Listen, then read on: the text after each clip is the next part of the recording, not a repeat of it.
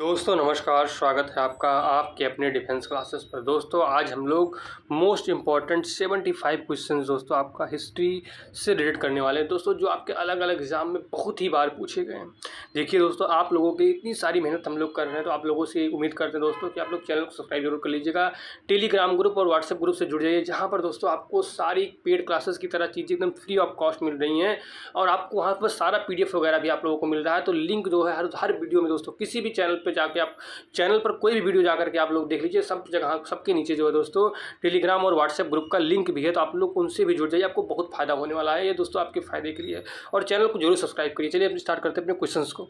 देखिए यहाँ पर हमको दिया दोस्तों, जब 1018 में महमूद गजनवी ने हमला किया था तब कन्नौज का शासक कौन था। दोस्तों ये हर बार क्वेश्चन पूछे हुए क्वेश्चन है दोस्तों, TCS पैटर्न पर या किसी अलग अलग एग्जाम में जो ये क्वेश्चन हमारे पूछे गए हैं, उन्हीं क्वेश्चंस को दोस्तों हम लोगों ने यहाँ पर लिया। देखिए कब था, कौन था दोस्तों, राज्यपाल प्रतिहार। ठीक है, 1026 ईस्वी में प्रसिद्ध सोमनाथ मंदिर पर किसने आक्रमण किया था और लूटा। दोस्तों ये सभी को पता होगा, महमूद गजनवी ने। किस तुर्की शासक ने 1000 और 1026 ईस्वी के बीच भारत पर 17 बार आक्रमण किया था। दोस्तों कौन था, महमूद गजनवी। इसको भी आप लोगों को याद रखना, बहुत इंपॉर्टेंट है। ठीक है, अल बरूनी ने किसके साथ भारत आया था। दोस्तों महमूद गजनवी के साथ अल बरूनी भारत आया था।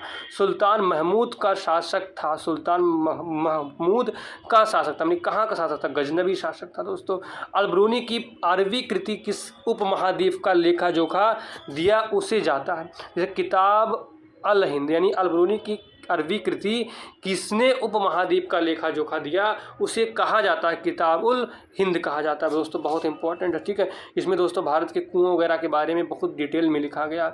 मुहम्मद गौरी का पहला आक्रमण कब हुआ और उसने मुल्तान पर हमला किया था। दोस्तों कब, 1175 ईस्वी में। ध्यान रखना, मुहम्मद गौरी को पहली बार किस राजपूत राजा ने हराया था। दोस्तों कौन, बघेल भीम ने। ठीक है, सबसे पहले किसने हराया था, बघेल भीम ने। रानी नाइकी देवी को उस महिला के रूप में याद किया जाता है जिसने 1178 में हराया था किसको। दोस्तों मुहम्मद गौरी को हराया था। इसको भी आप लोग ध्यान रखना, बहुत इंपॉर्टेंट है और हम लोगों से बार बार ये चीज़ें पूछी जाती हैं। ठीक है, नेक्स्ट हम लोग देखेंगे, तराइन के प्रथम युद्ध 1191 में किसको पराजित किया था। पृथ्वीराज चौहान चहमान शासक ने मुहम्मद गौरी को हराया था। ध्यान रखिए, तराइन के द्वितीय युद्ध 1192 में किसको पराजित किया था, मुहम्मद गौरी ने पृथ्वीराज को हराया था। इसको भी ध्यान रखना। ठीक है, इसको ध्यान रखना, पहले में क्या हुआ था, पृथ्वीराज ने दोस्तों मोहम्मद गौरी को हराया था और दूसरे में फिर मोहम्मद गौरी ने पृथ्वीराज चौहान को हरा दिया था। ठीक है, वह युद्ध जिसके कारण भारत ने मुस्लिम सत्ता की नींव पड़ी, वह थी दोस्तों तराइन का दूसरा युद्ध। तराइन के दूसरे युद्ध के बाद दोस्तों मुस्लिम सत्ता की जो नींव थी दोस्तों यहीं से पड़ी थी। किस भारतीय शासक को महमूद गजनवी ने वर्ष 1000 ईस्वी में अपने पहले हमले में पराजित किया। दोस्तों कौन सा था, जयपाल को। जयपाल को सबसे पहले उसने क्या किया था, पराजित किया था। नेक्स्ट हम लोग बात करेंगे, गजनी के सुल्तान महमूद ने उपमहाद्वीप का लेखा जोखा किस विद्वान को सौंपा था। दोस्तों किसको सौंपा था, अल बरूनी को। मोहम्मद गौरी का गुलाम कौन था, वह अपने गुरु की मृत्यु के बाद शासक बना और गुलाम वंश की स्थापना की। दोस्तों कौन था, कुतुबुद्दीन ऐबक। किसका जन्म चौहान राजा सोमेश्वर और उसकी रानी कर्पूरा देवी के घर 1166 में हुआ था। दोस्तों किसका, पृथ्वीराज चौहान का। दोस्तों इसको भी आप लोगों को ध्यान रखना, बहुत इंपॉर्टेंट है।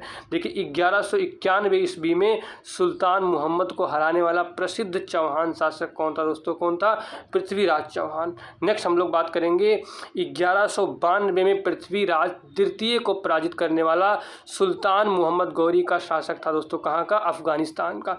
चंदावर के युद्ध में मोहम्मद गौरी ने किसे पराजित किया था। दोस्तों जयचंद को। दिल्ली सल्तनत पर किसने शासन नहीं किया। दोस्तों गौरी वंश ने।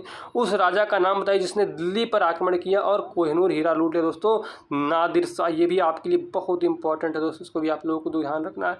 मध्यकालीन भारतीय इतिहास के संदर्भ में किस भौगोलिक प्रदेश को तुरान कहा जाता है। दोस्तों किसको, मध्य एशिया को दोस्तों क्या कहते हैं, मध्यकालीन भारतीय इतिहास में क्या कहते हैं, तुरान कहते हैं।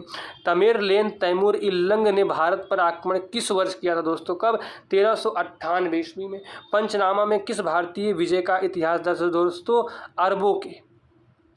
मुल्तान को किस शहर के रूप में नामित किया गया था? अरबों ने सोने के शहर के रूप में मुल्तान को नामित किया था। जहां पैगंबर मोहम्मद साहब को एक बाल को संरक्षित रखा गया, वह मुस्लिम मस्जिद कहाँ स्थित है दोस्तों? श्रीनगर में। ध्यान रखना कौन सी है, वो श्रीनगर की मस्जिद है। नेक्स्ट हम लोग बात करेंगे असम राज्य का उस जनजाति के नाम पर पड़ा जिससे इस क्षेत्र पर विजय प्राप्त की थी, वो जनजाति कहाँ से आए थे दोस्तों? सियाम अब थाईलैंड। ठीक है। कबुल्लई खान द्वारा स्थापित राजधानी शहर डेडो कहाँ स्थित है दोस्तों? कहाँ पर? बीजिंग में। शासक चंगेज खान किस जनजाति के दोस्तों? मंगोल जनजाति के थे। ध्यान रखना, बहुत पूछता है। इसके अधीन मंगोलों ने 1219 में उत्तर पूर्वी ईरान में ट्रांसेक्सियाना पर आक्रमण किया था दोस्तों। किसके में? चंगेज खान के अधीन। ठीक है ना। नेक्स्ट हम लोग बात करेंगे नालंदा विश्वविद्यालय को नष्ट करने वाला पहला मुस्लिम कौन था दोस्तों? मोहम्मद बिन बख्तियार खिलजी। मोहम्मद बिन बख्तियार खिलजी। भारत के इतिहास में किस अवधि को दिल्ली सल्तनत काल के रूप में माना जाता दोस्तों? कौन? 1206 को 1506। ठीक है। 1206 से 1526 को दोस्तों क्या माना जाता है? दिल्ली सल्तनत काल के रूप में जाना जाता है। सल्तनत काल 1206 से 1526 के दौरान किस राजवंशों ने दिल्ली पर शासन किया दोस्तों? देखिए इसकी बात करें तो सबसे पहले हम लोग बात कर लेते हैं किसने शासन किया। देखिए मामलुक या गुलाम वंश 1206 से 1290, खिलजी वंश 1290 से 1320, तुगलक वंश की बात करें 1320 से 1414, सैयद वंश की बात करें 1414 से 1451 और लोधी वंश की बात करें 1451 से 1426। दिल्ली सल्तनत की स्थापना किस वर्ष हुई थी दोस्तों? कब हुई थी? 1226 ईस्वी में। नेक्स्ट हम लोग बात करने वाले हैं दिल्ली सल्तनत में राज्य और प्रशासन के संदर्भ में मुक्ति शब्द का अर्थ क्या है? इल्का नामक भूमि यानी अभिहस्ताकन धारक। दिल्ली सल्तनत का शासक कब समाप्त हुआ दोस्तों? 1526 ईस्वी में। दिल्ली सल्तनत की दरबारी राजभाषा क्या थी दोस्तों? क्या थी? फारसी। उस भाषा का नाम बताइए जिसे मध्यकालीन दौरान शिविर भाषा के रूप में नामित किया गया था दोस्तों? क्या थी? उर्दू। सल्तनत काल में किस कला का सर्वाधिक उत्थान हुआ दोस्तों? वस्तु कला का। ध्यान रखना आप लोगों को, बहुत इंपॉर्टेंट है। अजमेर की सबसे पुरानी मस्जिद में से एक 2.5 दिन का झोपड़ा नामक मस्जिद का निर्माण किस शासक ने करवाया था दोस्तों? कुतुबुद्दीन ऐबक ने। भारत पर शासन करने वाला पहला मुस्लिम वंश कौन सा था दोस्तों? गुलाम वंश, जिसका नाम मामलुक वंश भी है। आपको ध्यान रखना है, बहुत बार आप लोगों से पूछता है। ठीक है। नेक्स्ट हम लोग बात करेंगे 1206 से 1290 तक उत्तर भारत पर शासन करने वाला किस वंश की स्थापना कुतुबुद्दीन ऐबक ने की थी दोस्तों? गुलाम वंश की। कौन दिल्ली सल्तनत की गद्दी पर बैठने वाला भारत की एकमात्र मुस्लिम महिला कौन थी दोस्तों? रजिया बेगम थी। आपको ध्यान रखना कौन थी? रजिया बेगम। नेक्स्ट हम लोग बात करने वाले हैं इल्तुतमिश के शासनकाल के दौरान सल्तनत की राजधानी कौन सी थी दोस्तों? क्या थी? दिल्ली। दिल्ली की गद्दी पर बैठने वाली प्रथम महिला रजिया सुल्तान किस सुल्तान की पुत्री थी दोस्तों? किसकी थी? इल्तुतमिश की। फखर ए मुदबिर जो दिल्ली के सुल्तान इल्तुतमिश का समकालीन था दोस्तों, वह प्रसिद्ध था इतिहासकार। नेक्स्ट हम लोग बात करने वाले हैं 1236 में सुल्तान इल्तुतमिश की पुत्री बनी रजिया। महारानी रजिया सुल्तान को किस किले में कैदी की तरह रखा गया था? वह अपने विद्रोही जनरल मलिक इख्तियार उद अल्तुनिया से हार गई थी दोस्तों। क्या हो जाएगा? किला मुबारक। नेक्स्ट हम लोग बात करने वाले हैं 49 नंबर, कुतुब मीनार का सूफी संत के नाम पर रखा गया दोस्तों? ख्वाजा बदरुद्दीन बख्तियार काफ़ी। शेख ख्वाजा कुतुबुद्दीन बख्तियार काफ़ी की दरगाह कहाँ पर स्थित दोस्तों? दिल्ली में। इल्तुतमिश के शासनकाल के दौरान सैन्य सेवा के लिए विशेष दास खरीदे गए जिन्हें के नाम से जाना जाता था दोस्तों? बंदगान। यानी इनको क्या जाना जाता था? बंदगान के नाम से जाना जाता था। बहुत इंपॉर्टेंट है, बहुत बार आप लोगों से पूछता है। ठीक है। किस दिल्ली सुल्तान ने अपने जन्म को महान जन्म बनाने के लिए प्राचीन योद्धा अफरासियाब के वंश का पता लगाया दोस्तों? क्या हो जाएगा? बलबन। दिल्ली के किस सुल्तान ने रक्त और लोहे की नीति को अपनाई थी दोस्तों? किसने? बलबन ने। दिल्ली सल्तनत का रक्षक किसे माना जाता दोस्तों? गयासुद्दीन बलबन को। इसको भी आप ध्यान रखना, बहुत इंपॉर्टेंट है। पहला सुल्तान जिसने खलीफा को अलंकरण पत्र से अनुरोध किया और प्राप्त किया दोस्तों, कौन था? इल्तुतमिश। नियमित मुद्रा जारी करने वाला, दिल्ली को अपने साम्राज्य की राजधानी घोषित करने वाला दिल्ली का पहला सुल्तान कौन था दोस्तों? इल्तुतमिश। नेक्स्ट हम लोग बात करने वाले हैं कुतुब मीनार का निर्माण किस प्रसिद्ध शासक ने पूरा करवाया था दोस्तों? इल्तुतमिश ने। किस सुल्तान को खलीफा सम्मानीय लवादा मिला था दोस्तों? किसको? इल्तुतमिश को। यह भी हमारे लिए बहुत इंपॉर्टेंट है। नेक्स्ट हम लोग देखने वाले हैं चांदी का सिक्का टंका किसके द्वारा पेश किया गया था दोस्तों? इल्तुतमिश द्वारा। दिल्ली के सुल्तान का पद संभालने के पहले बलबल सुल्तान किसके प्रधानमंत्री थे दोस्तों? नादिर उन दीन के।